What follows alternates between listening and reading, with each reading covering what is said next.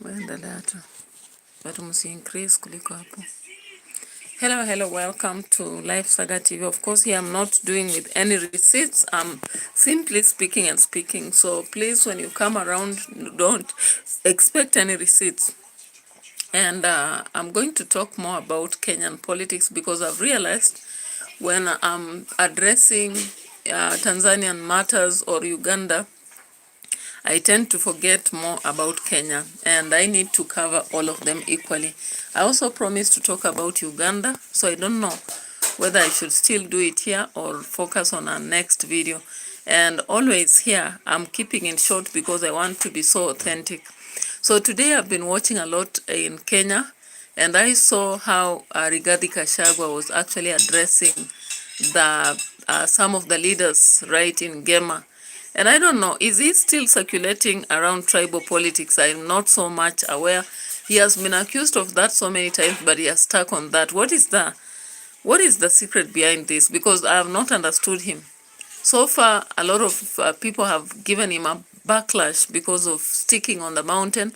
But we can see Rigathi Gachagua, even in today's Ngema discussion, he was talking about cousins, and he was there talking about if you people really worked as real politicians the way Raila did, then our society would be better. And I just began to ask myself, is Rigathi Gachagua still sticking in tribal politics, or is he trying to prove a point to the Kenyans? Maybe I would wish you to drop a comment based on what I'm sharing here. I also listened much to what he was saying, the suggestions about the fact that he was saying he respects Raila and his kind of politics that focused on building a strong party. And I began to ask myself, does Rigathi think his party is not strong, or what is he trying to insinuate? Or does he want to be the next Raila Odinga? I didn't understand from that point of view. And that is why I'm asking a lot of questions today rather than just giving information. So that maybe if you didn't watch him, please go watch and give me an answer here so that I understand in other people's perspective what do you think about this.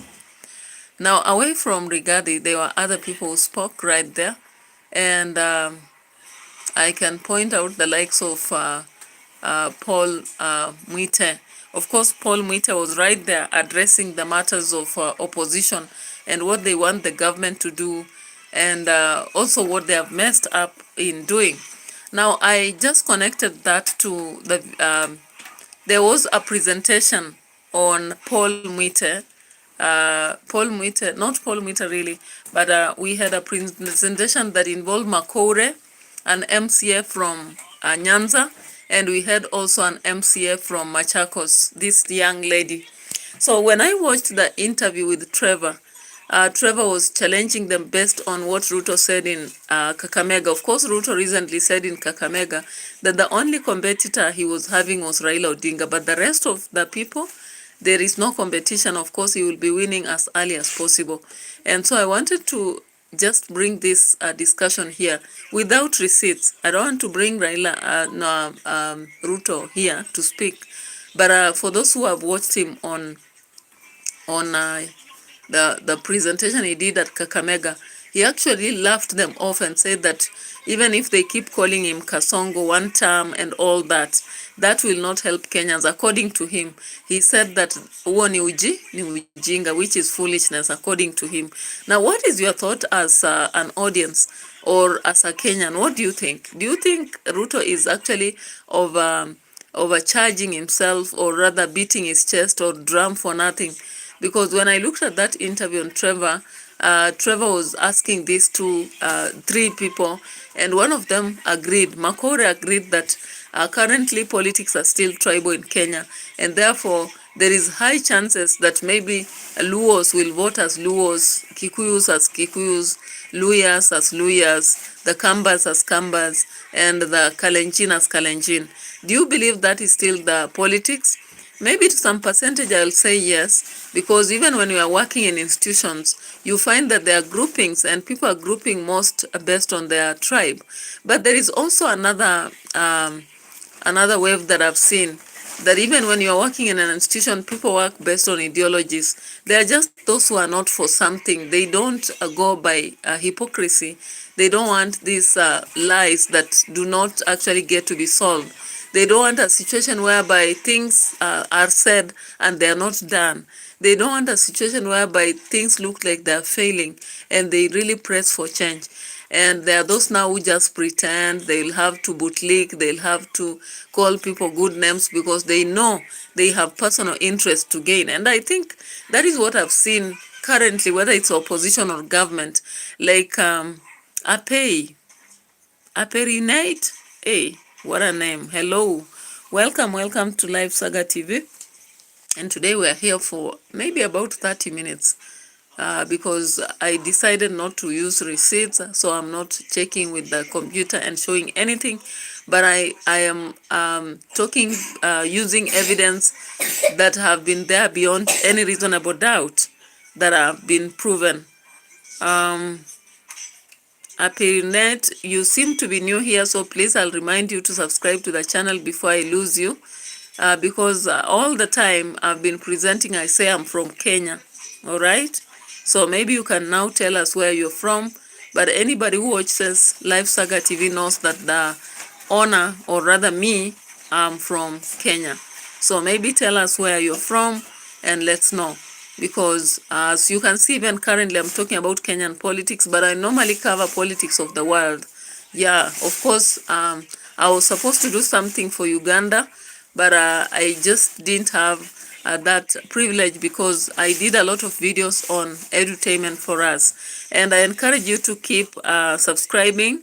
Happy Rivate says from Indonesia. Welcome, Indonesia. At least I have a lot of people watching me, and I really appreciate. I think I should also dive into your politics in Indonesia so that I know what is popping right there. Yesterday, someone came here from South Africa and shared some ills from South Africa. Another one came about to accuse him, but the discussion went on and on. I also had someone from Nigeria watching, and they also began to question some things, and we had to talk over this. So thank you so much from Indonesia. When I see the world watching, I really appreciate, because it means we are widening our space. And also go to my Edutainment for Us channel and watch me from there, because I have hot stuff shared every day right there. So hi, Apirivet says I'm so black. And so we are supposed to be black as Kenyans. We are not white, we are not pink, we are not yellow. We are supposed to be black in Kenya, okay? Yeah, so don't worry about my blackness. Does it change who I am? It doesn't. Because if I change my skin to anybody else, I wouldn't be me. And I'm so proud to be me, okay? All right. I wish I would be seeing whoever is saying I'm so black and know whether they are so green or so yellow.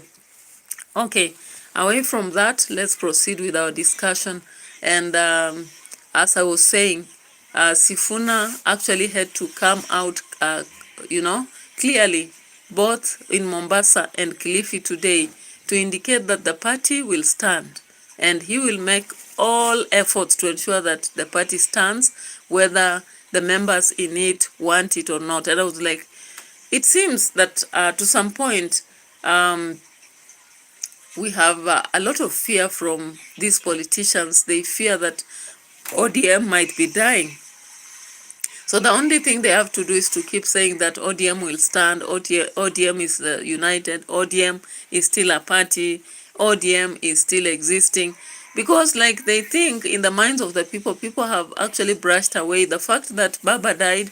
Now people think that ODM may not be strong. So they are keeping drumming and reminding people that there's ODM. But the only way they can do it is to actually now go to the grassroots and not sing the song of the government. Because if they continue singing the song of the government, then people still trust they are not. Now there is something I've just seen of late. People saying that Ruth Odinga wanted to be the running mate of Ruto. And I was like, I thought it's Wanga who wanted to do. How comes there is again a twist of a story bringing in Ruth Odinga? But in politics, anything is expected, actually, guys. You may think that this is what the journey is, only tomorrow for something to help, especially when you are dealing with hypocritical people. Hypocritical people downplay each other. So it's highly possible that Ruth Odinga could downplay Wanga so easily. And from that, of course, you remember Medhu's story. Before, people had indicated that there is a list going around and a proposal to have Sifuna and Medhu in the house. However, Medhu came out to really laugh at it and indicated in a tweet that he can only be a CS to replace Kidinji. And he placed a picture of himself because, of course, we know he's very controversial and currently working closely with the Gachagua party. So we cannot expect him to be actually standing anywhere close to Ruto. But it is what it is. And of course, when we look at how Sifuna is bangering Raila, not Raila, but Ruto. Why am I keeping saying this? He's bangering Ruto left, right. We can't expect him to be in government anytime soon. All right? And the other thing I just saw today is that there is a conflict between Babu and Amisi. The first thing happened when Amisi was called by Obina on his show and he was interviewed. He was asked why he was not developing Saboti so much, and he because like he doesn't have a lot of progress being shown, and he came out to actually he began to pull Babu under the bus by saying that the developments being done right there are not by Babu. Babu only takes pictures and posts saying that he's doing development, but it is not him. And for him, he's not in the nature of Babu, so he cannot do so. So, of course, lately, we saw Babu now attacking him, saying that he should remove the cowpiece on his teeth before he can speak, because he personally thinks he has done a lot for Nairobi. So he doesn't want Amisi to keep referring to him when he's not clear about facts, These are the politics of Kenya, guys. And so I'm looking at all this and I'm like, is there a battle between ODM members amongst themselves? Now, the other thing I wanted to ask is Kenya Kwanza. There was something known as Kenya Kwanza. And Kenya Kwanza had Babu, Hamisi, it had Wamchomba, Sifuna, among others. Now, of late, we are not hearing of that party anymore. What happened? Did it die on arrival, even before it started moving? Because I looked at the fact that we have this guy. I looked at the fact that we had Wamchomba actually sitting down together with these people on the table, and they were discussing much. And they were moving along, and whenever they went to Bungoma or elsewhere, they could be together doing contribution. However, of late, I've not seen this trend. Now, in one situation, I think after the funeral at Kimani Ichung'wah, when Kimani Ichung'wah lost the father, he came out during the funeral to say that Wamchomba is part of them. And of course, now people felt like he's a traitor. He's possibly being used by the government as the informant people are talking about. In political situation, malls are there. So when people began to talk about that, they felt like, that real Wamchomba might have been downplaying them. Now, Wamchomba has disappeared somehow from political limelight since then. And she may bounce back if she wants, because, of course, she's very hardworking. When we look at performance in her own Githunguri place, she has done a lot. And she's very vocal also. So maybe that will save her. I just don't know whether Kenya Kwanza can survive, because this is a party that started the other day, but already 2 members are fighting. Babu cannot survive with Amisi, and Wamchomba may not survive really, because Gachagua came out in another speech saying that even though he was planning to work with someone, they use code language, they say someone, but of course we are critical, we understand. You are referring to Wamchomba, and said that before they could even go into more contracts, they had Ruto's team calling her one of them who had been sent. So they were hesitant to go ahead with him. And I was like, Gachagua, when you begin doubting everybody, then you have you'll have a problem. You doubted Natembeya, but you came back to say that it's clear that he's not after anything. But you also really doubted Matiang. That's why you never appreciated the effort of Matiang in political journey. And I think this is one thing that is dividing politicians, especially on the opposition, even before they start the journey. And that is what is making Ruto jump around and believe that the Kenyan politics are still political, tribal, and he's going to have an easy way if he cheats the people from Nyanza and takes some from, let's say, Western using Atwoli. By the way, Atwoli's trip with Ruto, I don't know why he picked this old man. The old man is loved only in Huisero and all those areas because of the parties he throws over December, and now buys a lot of rice, sugar, and distributes money to the people. But even others from different areas within Western, we don't honor Atwoli, because Atwoli will come to a discussion and will use words like shans, shans, shans. And can you imagine if you are addressing all the Luya people? Listen at what Natembeya said, and there was somebody else who said, how can you, I think it's Malala. Malala is coming out so controversial, and Malala said recently at Malava, how can a man make another man dance for him, turning left and right? And I think he was referring to Farouk. Farouk has been making people dance around, trying to test waters and see whether they can just, be like the wind. Is it the trees or branches that have to blow by the wind? So when I saw Atwoli in a meeting with Ruto, all he could say is shans sana. Mimi naweza chagua candidate na ashindwe. Shans. Then he could now come up with the memes that have trended from his side. But I don't think that will be appreciated by the people from Luya Nation. Automatically they'll reject this kind of thing. Of course, when that person is there, some out of fear, some out of wanting to flow with the crowd, they celebrate and say, yeah, we are with you. But the reality is that they are never with that person. Jalahosa, welcome from Pakistan. Thank you so much. You've come back today. I saw you yesterday. Thank you. I appreciate. And thank you for those of you who have given me likes. Ape Nata from Indonesia said, you are so black. And I was like, of course I'm a black. If I'm from Kenya, what do you expect? Of course in fact, I can say I'm among the light skin. I'm among the light skin in Kenya. Hey, hover of hands has, should women have human rights? What a question. Any person needs human rights, whether woman or man. I don't know where that is coming from, or whether there's a nation where they don't respect the rights of men or women. Jalahosa says, today people are not with anyone. They say on face, yeah, we are with you. And in black, they make fun of you. I have experienced that. Really? My goodness.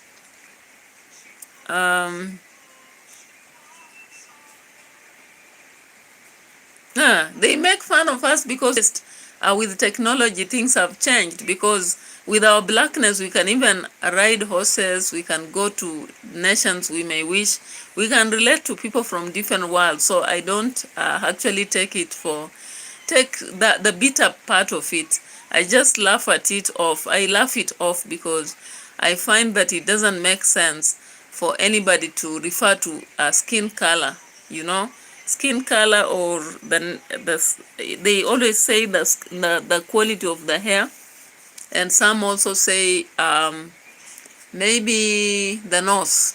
That is what people use to gauge who we are, but it doesn't.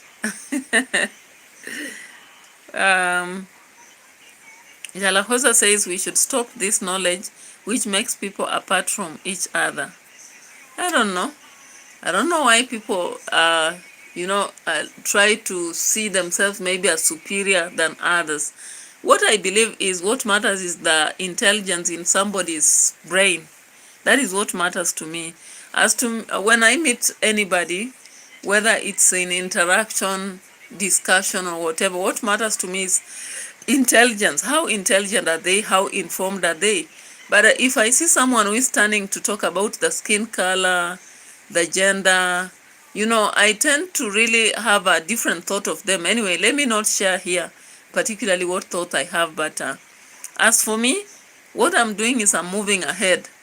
I'm moving ahead every day, so I don't have to worry about what someone maybe thinks. What matters is what I think than what people think, and what I can do. I believe in what I can do and what God can allow me do than what people think I can do, because I've experienced a lot of challenges. Even within Africa itself, you find people who think you cannot do much just because you are you. Maybe as a woman, maybe as a whatever. Some even think you are older than them, so you can't do much. And some think because you don't have the favor of the bosses, so you can't do much, but you still do. So that does not matter. It doesn't matter for me anymore. What matters is what can I do? Where am I focusing? If I decide that I want this channel to move to the next level, that is what I pray for from God, and that is what I'll ask for from my audience, and that is why I'll have to pump in my energy day after day until I meet my goal. Hallelujah. Yeah, so what I was saying is the politics of Kenya, and the level at which we have seen our politics is like the president as have decided. Yes, as a Muslim, I can't tolerate that people are equal without any superiority. Our Prophet Muhammad said all humans are from one man, Prophet Adam, and there is no difference between an Arab and an Arab. Yeah, that's what I believe. All of us are just, there is that equal aspect. Apart from now the major, let's say, figures in religion, all of us are just equal. The difference is age. The difference is also maybe in terms of wealth. The difference is in regions we come from. The difference might be in maybe how we look. But all in all, we are just representing one thing, human being. So I actually wish that people would understand that. If they understand that, then we would now begin looking beyond to see how to make matters better for ourselves and our nation. But it is what it is. Sometimes we may not teach everybody, or we may not even make everybody understand what it is that should be underscored or should be targeted. Okay? So thank you so much, Jalahosa, for your contribution. And many others who are watching. I know there are those who are seriously taking note of what we are sharing day after day, understanding what Kenya is, what Tanzania is. And of course, Tanzania today, there was a lot of mixture. People are waiting for swearing in of Suluhu. And I've just seen some video of late in the evening. I may handle it tomorrow because I don't like rushing to news that I've not researched. But I'll check on it tomorrow before I release something on it. Yeah, but in Kenya, I've seen a battle, a real battle, and I've seen the president has now decided not to settle down and work on project the way he says that, let us change Kenya. Of course, he has been talking about making Kenya a first world country. I was like, hey, with debts, how do you take a lot of debts in billions and then you are trying to make your country better than another or first world? So that is what our president keeps telling us. But I'm like, yeah, this politics you will play to those who don't have knowledge. But for those who really have knowledge, and if they really sensitize the rest of the people early, this is neither there nor there. Okay? At the same time, I'm looking at opposition, I'm saying you have to change tactics. You cannot keep just telling us what you want, like you keep telling us, if you did this, tell people now, this is what we want to do. This is what we want to do as a future government. This is the support we'll give you. Okay? I agree somehow with one of the people who said that the opposition should now come out strongly and actually share the aspect of what do they want to do for the people instead of what those ones never did. Okay? Because the narrative of what the other one only did not do does not make anyone better. Jalahosa says, Prophet Muhammad, and in our Quran, it's written that Allah tests you from making someone wealthy and making someone poor. It is a test that which one is more patient. And of course, I can see clearly even the fact that, you know, um, all these opportunities we are given, the opportunities we are given most times they are just to test us, to see what kind of real people we are. But most people don't understand that whenever they are given, they want to misuse or abuse them and feel like they're superior, maybe because of that. And I don't know. When I look at Sulu, for example, I don't know whether she's doing right. I don't know. But even in Christianity, the aspect of people being given doesn't mean that when they have, they should mistreat others. And the Bible itself says clearly that this beggar sat at the door every day, with the wounds all over the place, and the dogs would come and lick, and the owner would go and throw food, and that is the only thing that the guy used to eat. And when he went to heaven, he went straight. But this rich person later on went to heaven and found this man on the right hand and was pushed to the left and to the fire.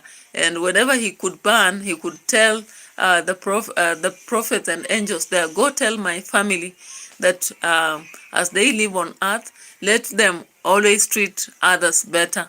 And even when they have what they have, give to the rest so that they don't come to suffer like me.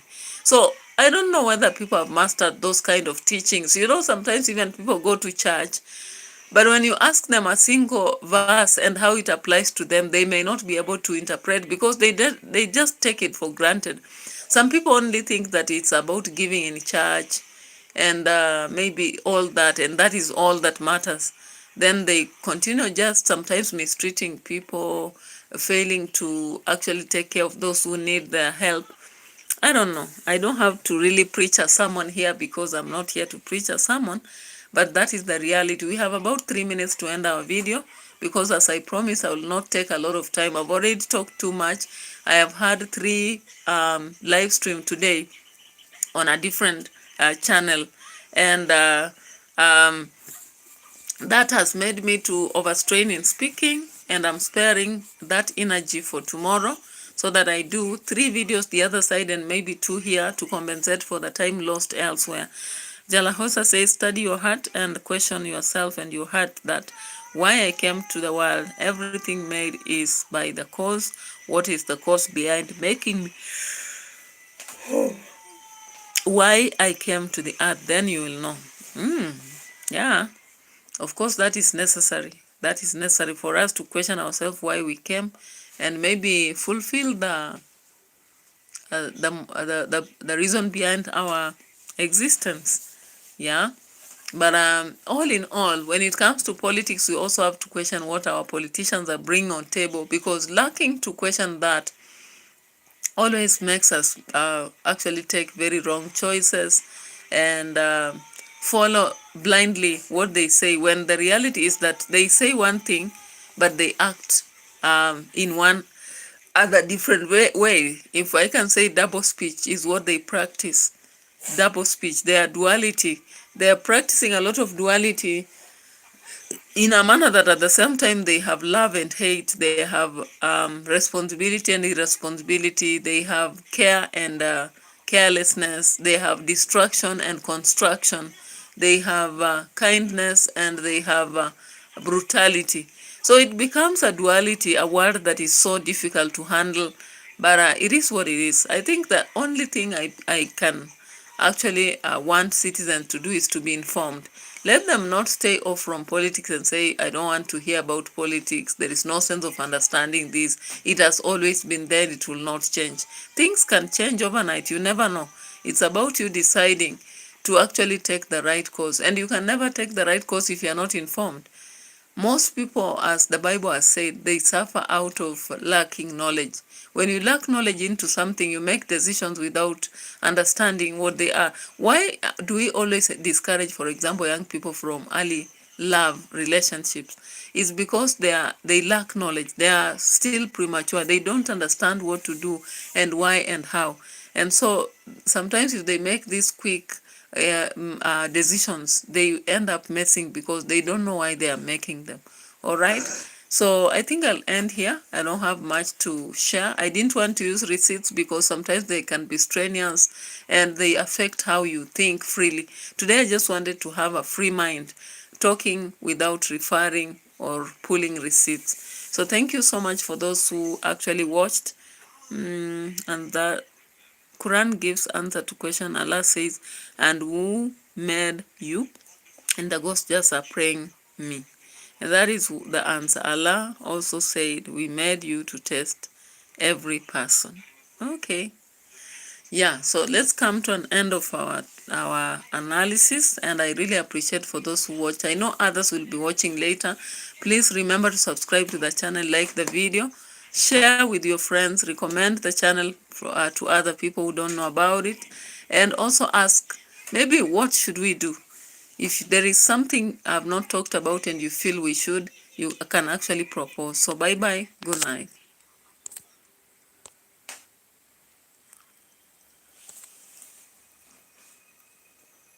Okay, thank you. Jalahosa, you made the presentation live. Bye-bye.